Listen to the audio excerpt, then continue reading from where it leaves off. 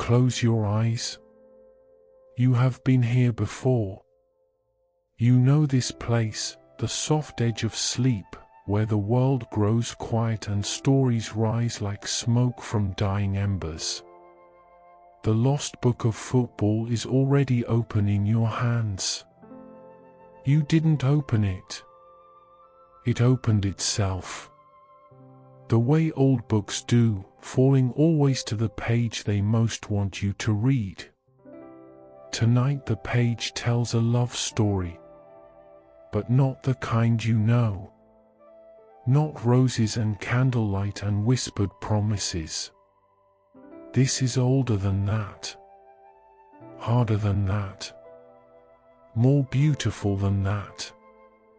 This is the story of John and Jules. It is the story of a young man that fell in love with something it could never possess. Something immortal. Something that danced just beyond his reach for 100 years and never stopped dancing. Something that belonged to the whole world and therefore to no one, but claimed by the weight of all history. Gloria Mundi. The darkness that says, this is not for you. It begins, as all true love stories begin, with a first glance. A glance across a crowded world. A glance that changes everything. Breathe in and breathe out. Let the story find you.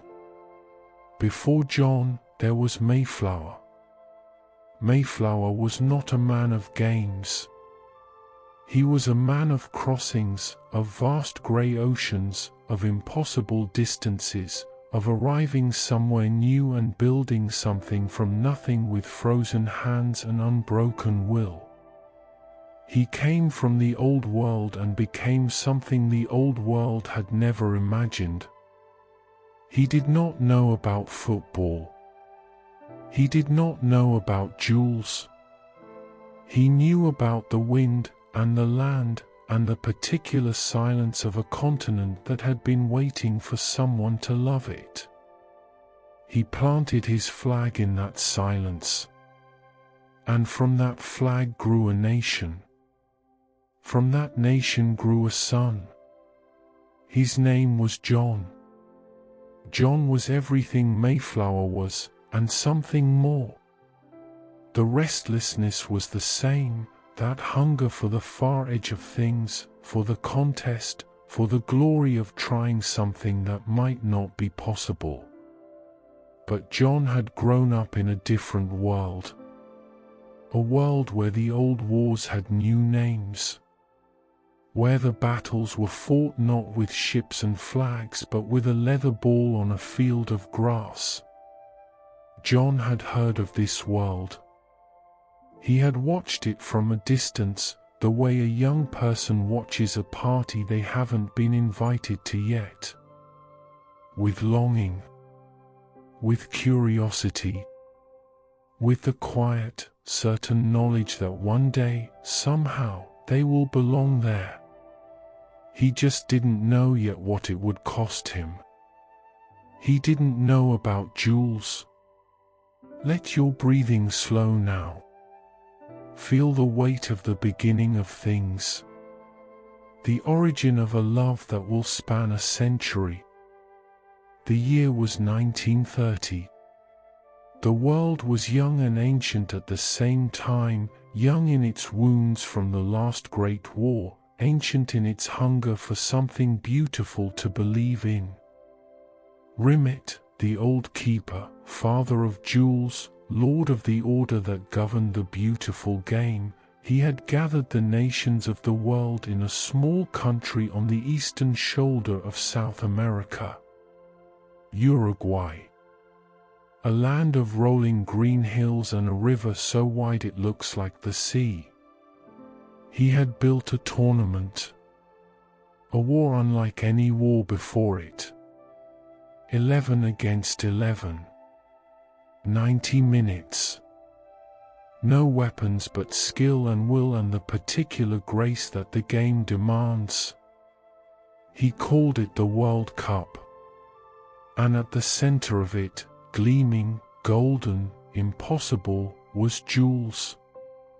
John had never seen anything like her. He arrived in Uruguay not knowing what to expect. The other nations looked at him with polite skepticism. Who was this young one? What did he know of the beautiful game?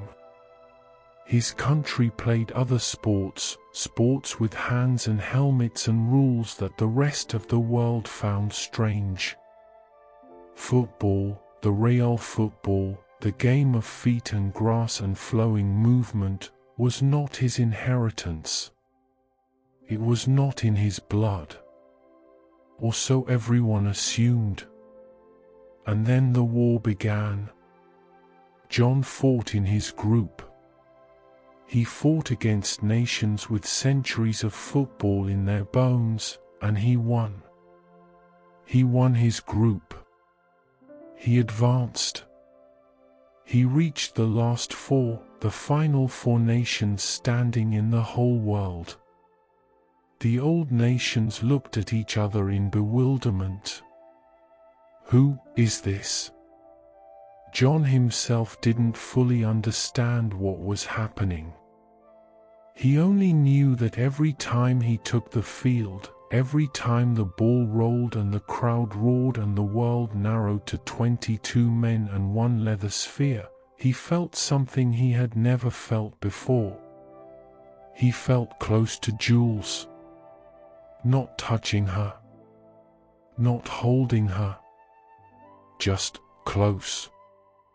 The way you feel close to someone across a crowded room when they turn and look at you for just a moment.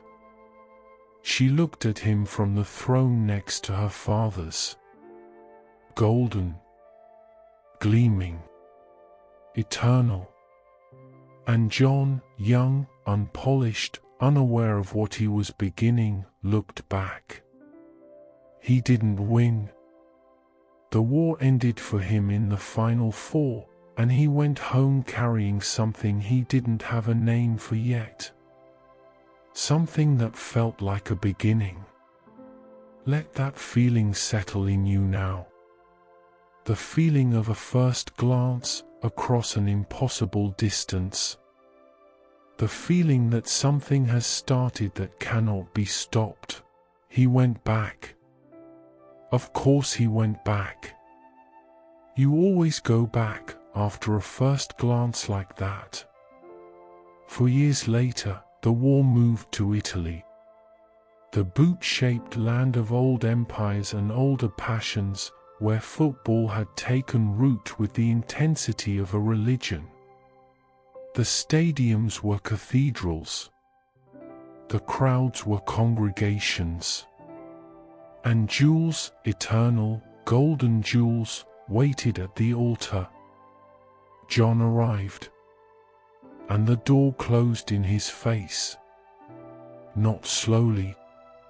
Not cruelly. Just immediately. One battle and it was over. The world of football looked at him and said, politely but firmly, not yet. He went home again. And then, the long silence. This is the part of the story that is hardest to tell. Not because it is dramatic, but because it is the opposite of dramatic. It is the absence of drama. The grey years.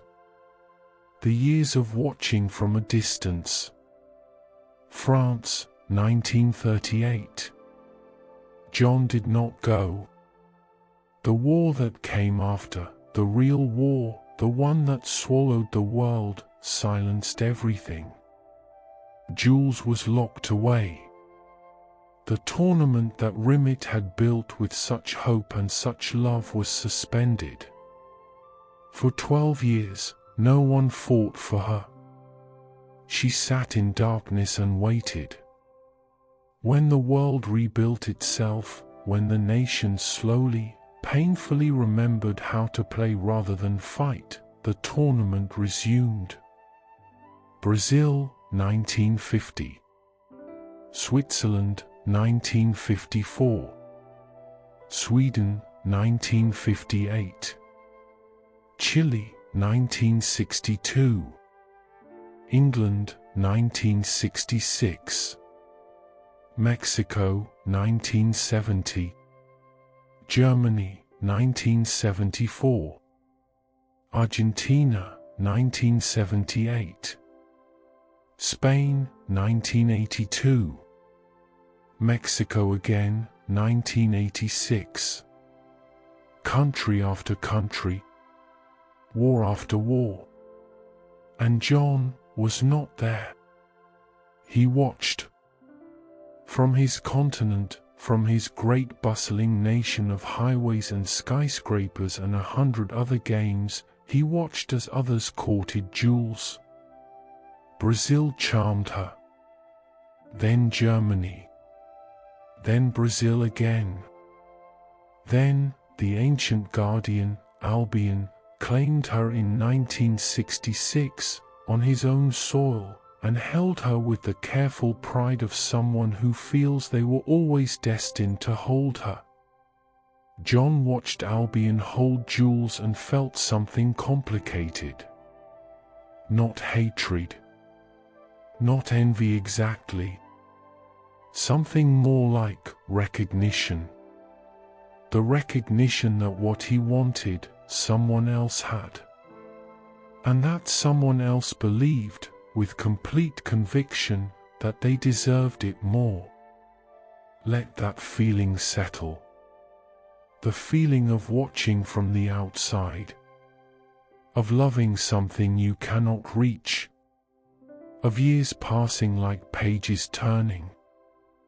But the exile was not complete silence. There was one moment. One impossible, beautiful, inexplicable moment, buried in the middle of all those absent years like a single candle in a very long night. Brazil, 1950. John returned, unexpectedly, to the war. Not as a favorite. Not as a contender. As a curiosity, almost. A nation that played other games, trying once again to speak a language that was not his mother tongue. And in the fields of Brazil, under the South American sun, John met Albion. The ancient guardian. The original keeper of the game. The one that had invented the rules, written them down, spread them across the world like a colonial gospel.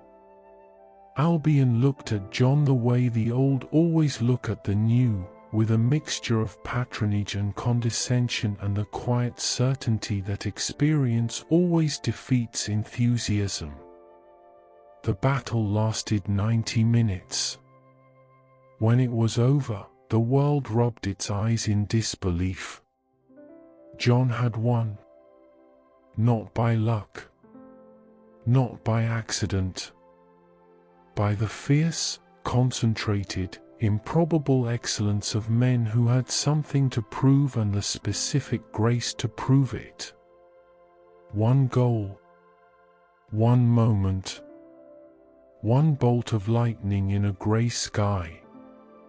The world heard, and didn't quite believe.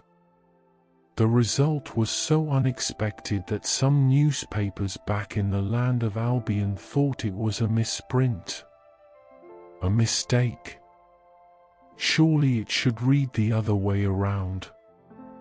But it didn't. It read exactly as it happened. John, who should not have been able to do this, had done this.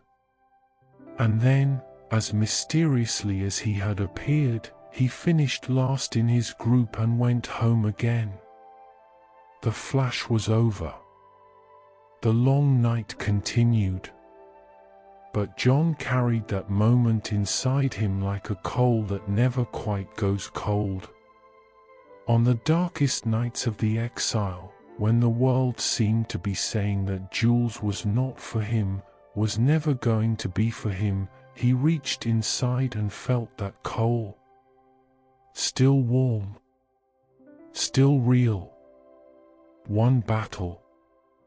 One impossible victory. Proof that it was possible.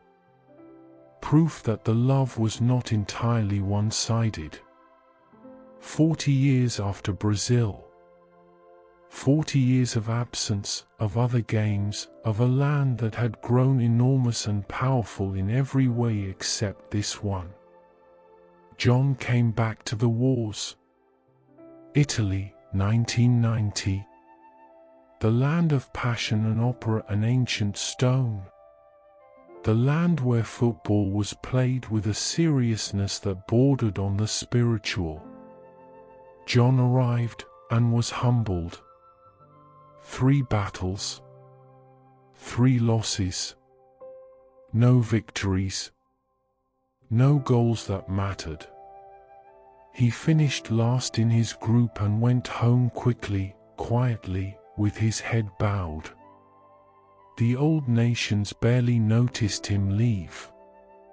This is the moment in every love story when the lover must ask himself the hardest question. Not am I worthy, that question is too small. The harder question is, am I real? Is this love real, or is it merely longing? Is there something here, something that could become something, or am I just a young mortal standing at the edge of a world that was built without me? John sat with that question on the long journey home from Italy. He didn't answer it. He couldn't, yet. The answer wasn't ready. But the question itself was important. Because questions like that don't break you, they hollow you out in exactly the right shape for what's coming next. Let your body sink deeper into rest now. Feel the weight of the quiet. The darkness before the light. The necessary emptiness before the filling. And then, she came to him. 1994, the United States of America? John's home. His land. His continent, where Mayflower had planted the flag all those years ago. Rimet's heirs, the keepers of the order, the custodians of the tournament, had made a decision that shocked the old world. They would bring the war to America. They would bring Jules to John's house. The old nations grumbled. America didn't understand the game. America played other sports.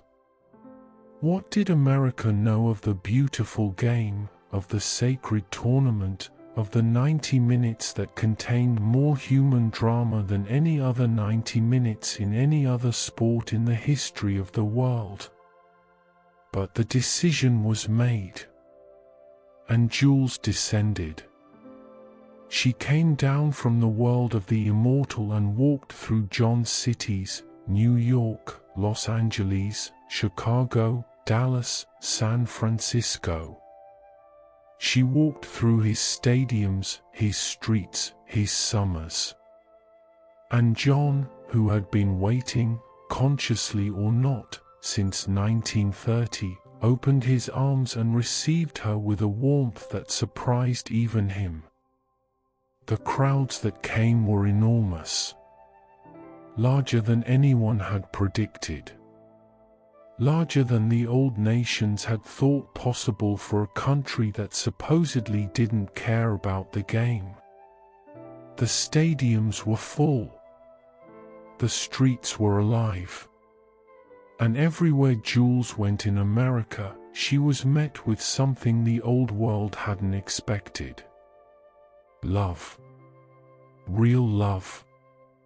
Not polite appreciation. Not touristic curiosity. Love. The love of a nation that had been waiting for 64 years to have her near. John himself played in that war. He fought his battles. He didn't conquer Jules. She went to Brazil that summer, as she so often did, claimed by another great love in another great final. But that wasn't the point. The point was proximity. The point was presence. For one golden summer, Jules lived in John's land. And John finally understood, with complete and overwhelming clarity, what he had felt since that first glance in Uruguay in 1930. He was in love. Completely. Irreversibly. Impossibly. In love with something immortal. In love with something that belonged to the whole world and therefore could never belong to him alone. In love with Jules, eternal, golden Jules, who danced through his cities that summer and then, when the final battle was done, was carried away again by someone else. She left. Of course she left. But she had been here. She had been real. She had breathed the same air and walked the same ground. And John, standing in the silence after she was gone, made a silent promise to himself. He would find her again. He would keep finding her. As many times as it took. For as long as it took. Let that feeling wash over you now. The bittersweet warmth of love confirmed but not yet fulfilled. The particular ache of something beautiful that has passed through your hands. He kept his promise. France, 1998. John returned to the wars. He fought without great glory but without surrender. He was there. He showed up. That mattered. There is something in the showing up that matters enormously in love. Not the victories. Not the great dramatic gestures. Just the steady, faithful presence. The refusal to stop trying. The willingness to keep crossing oceans and entering stadiums and playing 90 minutes at a time, even when the world isn't watching, even when the result doesn't change anything. John was learning this. Japan and Korea, 2002. Something shifted. John arrived at the wars in the Far East, on the other side of the world from where he had begun, in lands of ancient ceremony and fierce pride, and discovered a version of himself he hadn't known was there. He fought his way through the early battles. He fought through the later ones. He reached the final 8 nations in the world. Quarterfinals. The furthest he had gone since that first glance in Uruguay, 72 years before. The old nations noticed. Jules noticed. For a brief, shining moment in those Korean and Japanese stadiums, the world looked at John with something other than polite skepticism. They looked at him with something close to respect. Perhaps even something close to fear. He didn't win. The war ended for him in the quarterfinals, defeated by a nation that had its own ancient claim on Jules. But he had gone further than almost anyone had expected.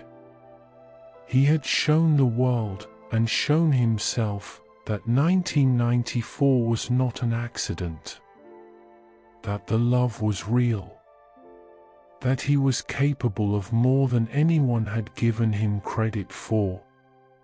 Germany, 2006. Another war. Another campaign. He fought and was eliminated and went home. But he went home differently than he had in Italy in 1990.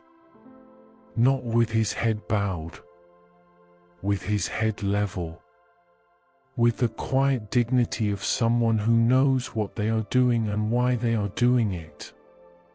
He was doing it for Jules. He would always do it for Jules. South Africa, 2010. The war came to the great continent, the cradle of all things, the oldest land, the place where humanity itself had begun. The stadiums filled with the sound of vuvuzelas, a sound like nothing else in football, like 1,000 brass insects humming in unison, filling the African air with something ancient and festive and overwhelming. And in the first battle of the group war, John looked across the field and saw Albion. The one John had defeated, impossibly, memorably, 60 years ago in Brazil. The one who carried that defeat quietly, like a stone in a pocket, never forgetting. The battle was fierce. The 90 minutes were taut with history, 60 years of history, one impossible result that both nations remembered differently. Albion remembered it as an aberration, an accident, a thing that shouldn't have happened. John remembered it as proof, as the coal that never went cold. When the final whistle came, neither had defeated the other. A draw, 1 goal each. The ledger remained unbalanced. John had won the first meeting, drawn the second. Albion had never beaten John. Not once, in all the times they had met in the wars for Jules. Something was building between them. A pattern. A story within the story. John won his group. He advanced. He was eliminated in the second round, without great drama, by a nation with its own long history with Jules. But the duel with Albion lingered. It always lingered. Let the image of that duel rest in your mind. Two nations across a field of grass in Africa. 60 years of history between them. Neither able to claim the other. Brazil, 2014. John returned to the country where the coal had first been lit, where, in 1950, he had done the impossible thing. He fought well. He advanced from his group. He was eliminated in the round of 16. He was getting closer. Each tournament, each war, he understood more. The beautiful game was revealing itself to him slowly, the way a language reveals itself, first in single words, then in phrases, then one day, without warning, in full sentences that mean exactly what you intended. John was beginning to speak the language fluently. And then, absence. Russia, 2018. The war moved to the vast cold country of the East, to cities with names like music and stadiums like cathedrals of ice. And John did not qualify. The door closed again.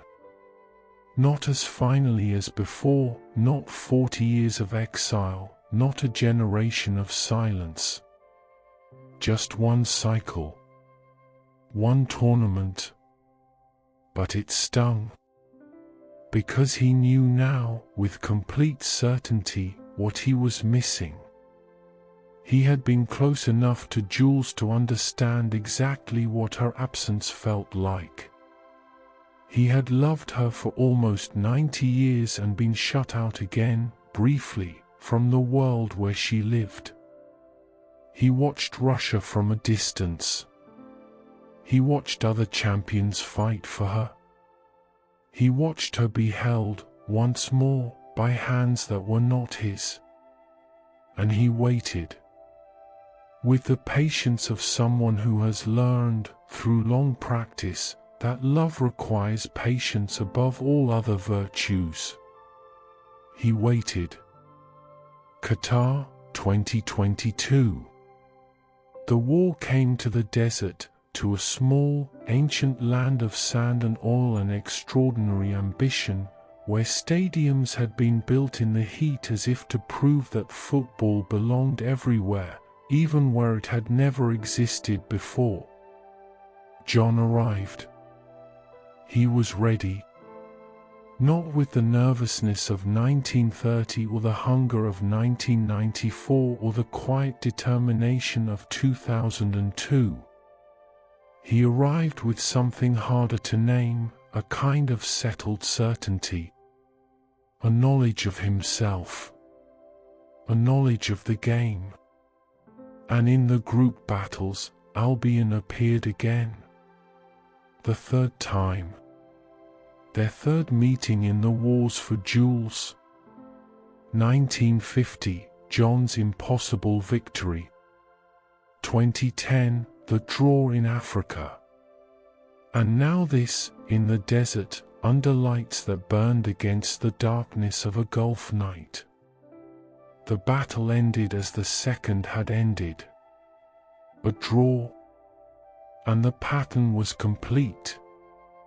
3 meetings. 1 victory for John. 2 draws. 0 victories for Albion. The guardian who had invented the game, who had written its rules and carried its history and held Jules in his arms in 1966, had never defeated John. Not once. In 90 years of wars. What did that mean? The old nations debated. The football philosophers argued. But John didn't argue. John knew what it meant. It meant something was coming. It meant the story was approaching its moment. John was eliminated in the round of 16. By a fierce, proud nation that had its own claims on Jules. He went home again, as he always went home, without her, but not without hope. Never without hope. Because the next war would be different. Let that anticipation rest in you now. The feeling before something that has been building for a century finally arrives. The held breath before the last chapter. And now? Now the war comes home. As it did in 1994, but different. Everything is different now. John is different. He has 92 years of love behind him. He has the coal from Brazil that never went cold.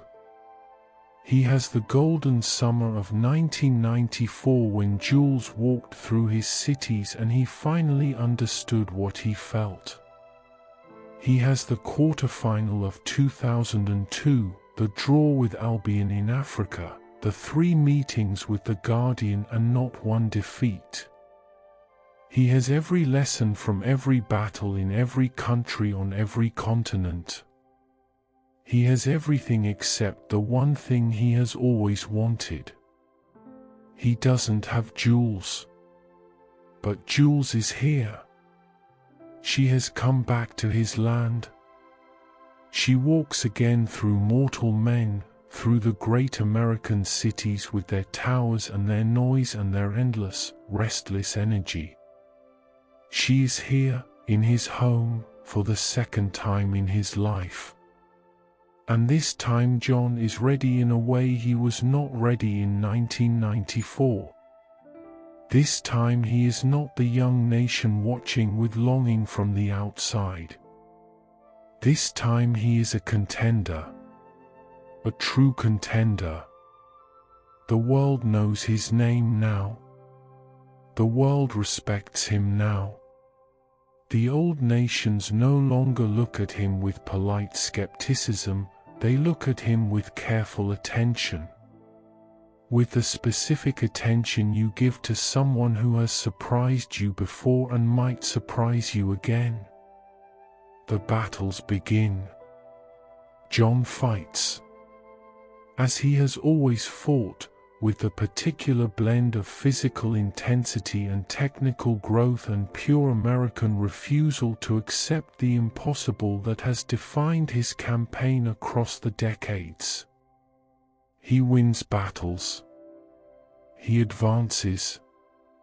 The crowds in his own stadiums roar for him with a love that has been building since 1994, since that golden summer when Jules first came home. And somewhere deep in the tournament, deeper than he has been since 2002, perhaps deeper than he has ever been, Jon finds himself facing the great guardians of Jules one by one. Gloria Mundi is everywhere. This is what nobody tells you about loving something immortal. The competition is not just the other nations, the other teams, the other 11 men on the other side of the field. The competition is history itself. It is the weight of every tournament ever played, every trophy ever lifted, every name ever spoken with reverence. It is Brazil and Germany and Argentina and France, nations with Jules in their very blood, nations that have held her so many times they carry the memory of her warmth in their palms. Gloria Mundi whispers to Jon across every battle, "This is not for you. This was never for you. Go home." Jon has heard this dark tongue before. He heard it in Italy in 1990 when he went home last and winless. He heard it in every one of those silent years between 1938 and 1986 when he couldn't even enter the wars. He has been hearing it, in one form or another, for 100 years. He doesn't answer it. He just plays. Battle after battle. The tournament narrows. The field of nations shrinks. And Jon is still there, still fighting, still advancing, still refusing the voice of the darkness that says this is not for you. He longs to reach the final four. The same place he stood in 1930, young and bewildered and barely understanding what he'd done. But now he understands. Now he knows exactly where he wants to be and what it means. He has been there once before, 96 years ago, and the world forgot. The world moved on.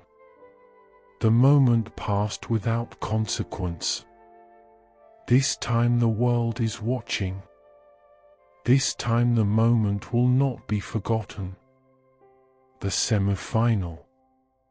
The last battle before the battle. One more 90 minutes between Jon and the final war, between Jon and the moment he has been approaching for a century. The match he wants to play. Will it be everything a match can be, fierce and beautiful and exhausting, full of the specific drama that only football produces, that specific tension between strategy and chaos, between the plan and the moment when all plans dissolve and it comes down to individual brilliance, individual will, individual love for the ball? Jon stands. And Jon, let the pause hold here for a moment. Feel the silence of the held breath. What if Jon reaches the final? For the first time since Uruguay in 1930, for the first time in nearly a century, what if Jon stands at the very last door? The final battle. the last war in the war. 90 minutes between him and Jules. The final would be played in his own land, in a stadium full of his own people, a nation that has watched and waited and hoped and despaired and hoped again for 96 years. The crowd would be unlike any crowd Jon has ever played in front of. It would be the sound of history finally arriving. It would be the sound of a nation that has been patient for a very long time and is now, at last, in the room where it all matters. But, on the other side of the field would eventually stand a guardian with ancient claim on Jules. A guardian that Jon has faced before. Albion, Gloria Mundy's most loyal servant, for whom this would not be the first time, not a miraculous arrival, but a familiar return. He'd stand calm, experienced, like he has always been there. May Jon be ready. Remember 1930. A different Jon, younger, unknowing, stumbling into glory without understanding it. Not like this Jon, with 92 years of love and longing and lessons behind him. This Jon ought to know exactly what is at stake. The battle will resume. 90 minutes. 90 minutes that contain a century. Jon must fight with everything he has. Every lesson. Every scar. Every goal scored and every goal conceded in every stadium in every country in every war going back to Uruguay. He must fight with the coal from Brazil, the impossible victory that nobody remembered but that was always real. He must fight with the warmth of 1994, when Jules walked through his cities and he understood for the first time what love was. He must fight with the 3 meetings with Albion, the pattern never completed. He must fight for his father, who crossed an ocean with nothing and built the ground Jon stands on. He must fight. And the battle may be close. God will be close. The kind of close that makes time feel different, that stretches seconds into minutes and compresses hours into heartbeats. The kind of close that makes 90 minutes feel like a single held breath. And at the end of that breath, Jon will. He will play the most beautiful football of his life on the biggest stage of his life in front of the largest crowd of his life. May the final battle goes to the best of them all. Jules will be carried away again. May that be by Jon's hands or not. What if the stadium goes quiet? Not by silence of despair, something more complex than that. Silence of a people processing something enormous. Something that was almost. What if? What if Jon stands on the field? What if he doesn't fall to his knees? He doesn't bury his face in his hands. He stands upright and watches Jules come to him. What if he watches the golden gleam of her move across the field towards him? And what if Jon watches Jules go to other arms, other hands, another nation's celebration? And in the watching, in that specific, terrible, beautiful watching, something happens to Jon that has never happened before. He understands. Not defeat. Not loss. Not the end of something. He understands that this is not the end of the story. What if it is the proof that there is a story? A real story. a story worth telling, a story that will be told. In the old myth, the one this story borrowed its bones from, the hero touches the jewel but cannot keep it. He reaches into the darkness, into the very crown of the Dark Lord, and pulls the jewel free. But the wound it costs him is too great. He falls. The jewel is lost again. And yet the story is not called a tragedy. It is called the greatest love story ever told. Because the measure of love is not possession. It is not the holding. It is not the final moment when the thing you love is yours. The measure of love is the reaching. It is the 90 years of showing up. The crossing of oceans. The return after exile. The coal that never went cold. The 3 meetings with the Guardian and not one defeat. The summer Jules came home and John finally understood what he felt. The quarterfinal in Korea and Japan where the world first looked at him differently. The final in his own land where he played like he had always wanted to play and fell just short of the thing he had always wanted to hold. That is the measure. John did not conquer Jules. But John loved Jules. For 100 years, across every continent, in every kind of weather, against every kind of opponent, in the face of every voice that said this is not for you, John loved Jules. And Jules knew. She had always known. Since that first glance in Uruguay in 1930, since the young nation looked up at her from the grass of South America with eyes that didn't yet understand what they were feeling, she had known. The love was real. The story wasn't over. Stories like this are never over. Let that thought rest over you now. Like a blanket. Like the ending of a long, beautiful day.